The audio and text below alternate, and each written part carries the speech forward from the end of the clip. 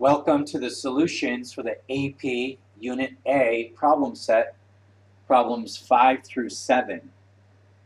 Let's jump right in here. We have some vector questions to consider. Number 5 says, two vectors have unequal magnitudes. Can their sum ever be 0? And explain. Well, if two vectors have unequal magnitudes, their sum can never be 0 because the min value of those two vectors would be produced when those two vectors are at 180 degrees to each other. So if we had one vector, say, lying on the positive x-axis, and the other vector, unequal in magnitude, lying on the negative x-axis, this would qualify to be at 180 degrees to each other, trying to produce their min value.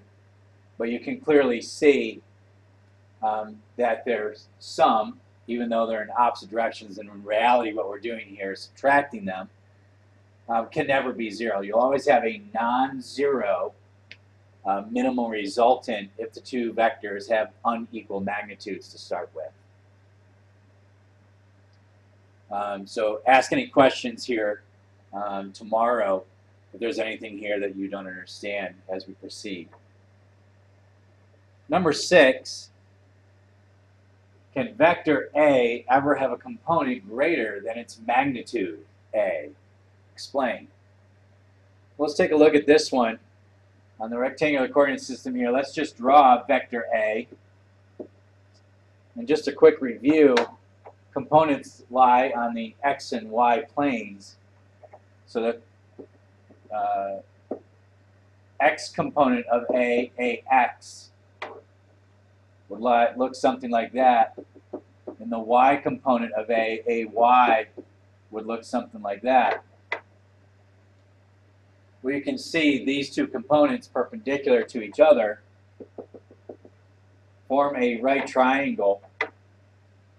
And as you know from your study in math and trigonometry, the legs of a right triangle can never be greater than the hypotenuse. A will always be the hypotenuse. AX and AY will always be the legs of the right triangle.